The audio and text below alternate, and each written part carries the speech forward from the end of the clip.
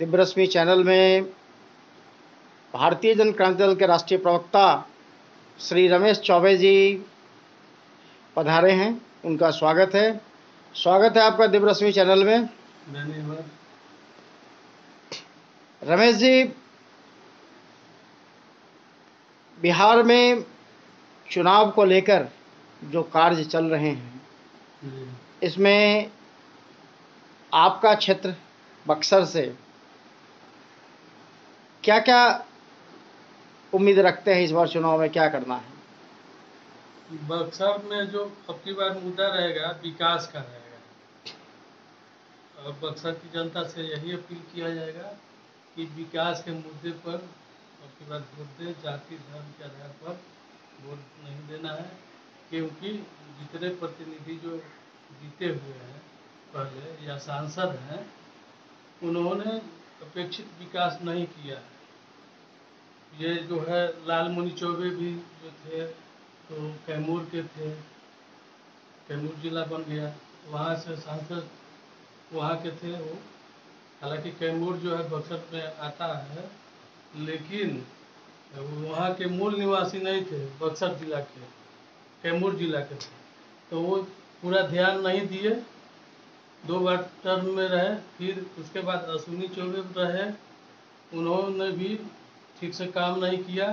और एक टर्म रहे राजद के जो प्रदेश अध्यक्ष हैं जगदानंद जी, उन्होंने भी अपेक्षित विकास नहीं किया है। ये तो मुद्दे सांसद के हो गए। विधानसभा में तो लोकल मुद्दे होते हैं। संसद के मुद्दे से लोकसभा इफेक्टेड होता है, विधानसभा क्षेत्रीय मुद्दे से होता है। तो विधानसभा में आपका क्या है?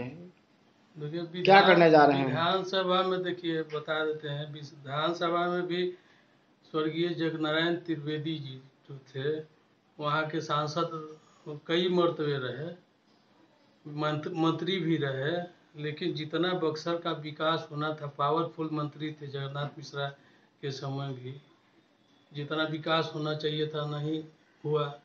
लालू जी के समय में भी ज्योति प्रकाश रही, जबकि कम्युनिस्ट से गठबंधन था लालू प्रसाद यादव का, तो उनको भी विकास करना चाहिए था, लेकिन वो भी नहीं की। यहाँ अभी जो है संजय कुमार तिवारी और मुन्ना तिवारी हैं, तो वो भी जो है उनका क्षेत्र जो है आपको डुमराव है, कुरान सराय के हैं, लेकिन बाहुबली है।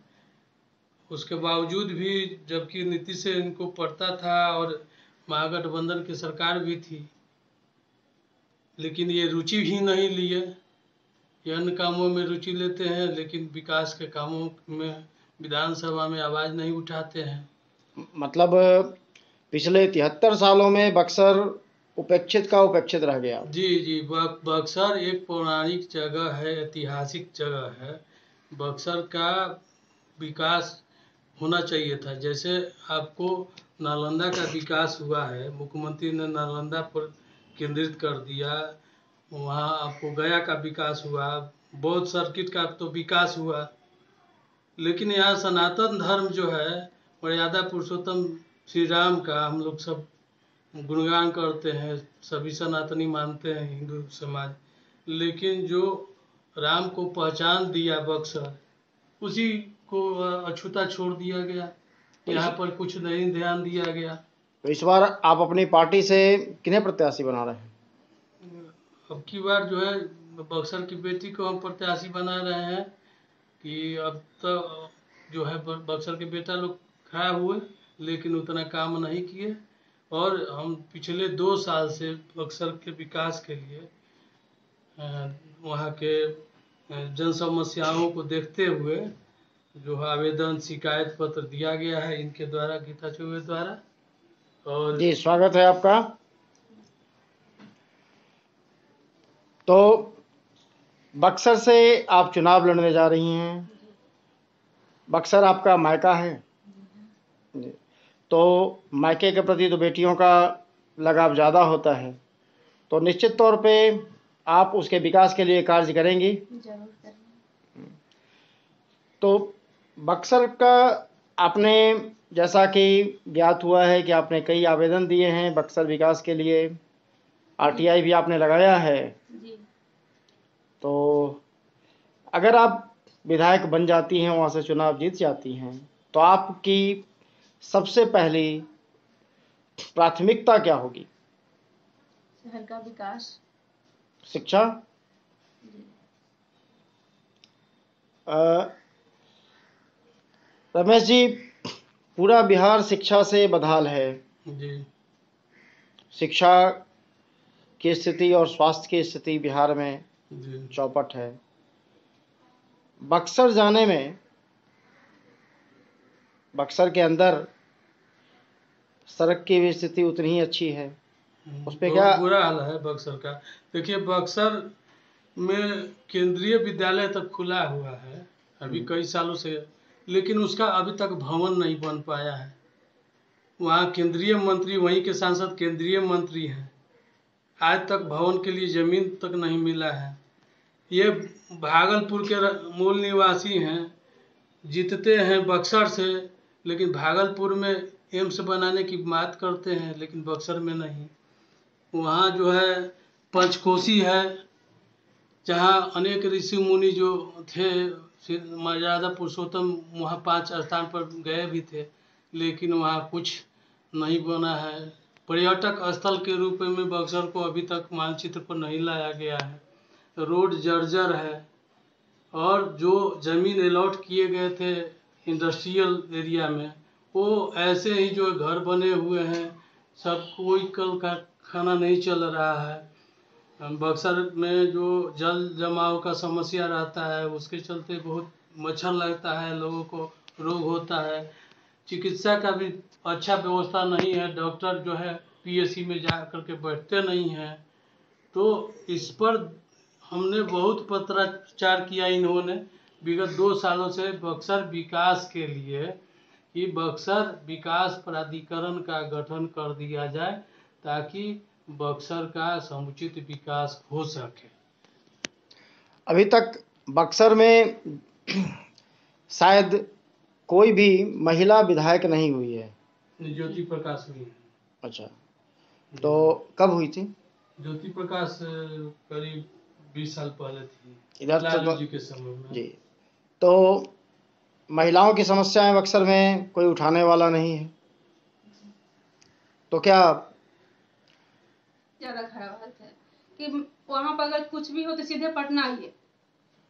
वहाँ के रहने वाले लोग वहाँ के डॉक्टर पर विश्वास नहीं करते हैं कि वहाँ पर सही इलाज होगा। हॉस्पिटल भी नहीं खुलता है, डॉक्टर बैठते नहीं हैं, प्राइवेट में जा करके बैठते हैं। लेकिन और अभी तो ये कोरोना वाला पीरियड में तो और सबका हालत खराब हो गया, मतलब एकदम से सबका हाथ पैर बंद हो गया है। कोई भी डॉक्टर ऐसा नहीं है कि हाँ जाकर दिखला दें और हम लगे कि ना स्वस्थ हम हो पाएंगे। शिक्षा में भी यही है कि आरा आती है लड़कियां, हॉस्पिटल पटना आती है, बना हुआ है, सब जगह बना हुआ है, ये स्कूल बना हुआ है, लेकिन पढ़ाई के नाम पर सब लोग अभी भी जाते हैं, बाहर ही जाते हैं।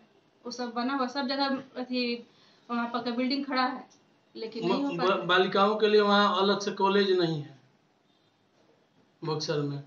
अच्छा, कोरोना काल में कोरोना की महामारी बहुत ज़्यादा फैलाई गई, तो क्या चुनाव होने चाहिए? कुछ समय बाद होना चाहिए। अभी इस समय तो शायद सब लोग वोट देने आ भी ना पाए, क्योंकि जब लोग घर से अपना काम के लिए लोग नहीं निकलना चाहते हैं, तो वोट देने के लिए भी तो शायद 50% ही लोग शायद आ पाए। तो कोरोना काल में चुनाव होना उचित नहीं है? नहीं, मेरे हिसाब से उचित नहीं है। आप लोग कैसे प्रचार करने जाइएगा यदि चुनाव होगा तो? ऑनलाइन ही ज़्यादा उचित रहेगा। तो ऑनलाइन में जनता जुड़ेगी नहीं, वही तो बात इसीलिए तो हो रहा है कि आगे हो तो ज़्यादा अच्छा है, क्योंकि समय मिलना चाहिए इस सबको। अभी स्थिति इतनी खराब है कि दम कोरोना फैले जा रहा है चारों तरफ। डर से घर से कोई नहीं निकलेगा। अपने काम के तो लोग निकल ही नहीं पा रहे हैं, तो वोट देने के लिए कोई जरूरी नहीं समझेगा निकलना, तो इसलिए उचित तो नहीं है। मजबूती के साथ अगर महिलाएं प्रयास करें तो बक्सर की तस्वीरें बदली जा सकती है। जरूर होगी, वहाँ महिलाओं की भी स्थिति सुधरेगी।